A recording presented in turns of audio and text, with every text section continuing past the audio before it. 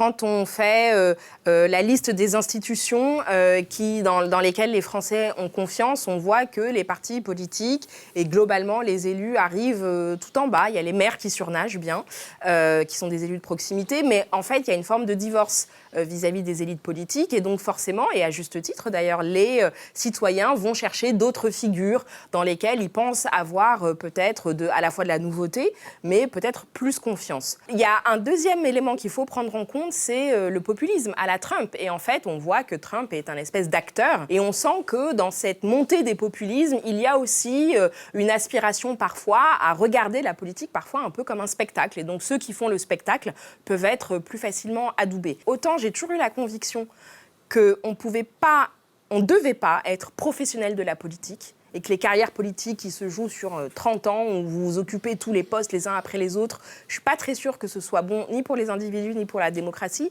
Mais la politique, il faut le faire aussi en professionnel. C'est-à-dire qu'il faut aussi travailler, apprendre les dossiers. Et donc, vous ne pouvez pas non plus d'un coup de baguette magique, à coup de slogans et de bon sens du coin de la rue, venir présenter un programme politique parce que ça se travaille. Et donc, parfois, j'ai un peu de regret de voir ce type de personnalité émerger.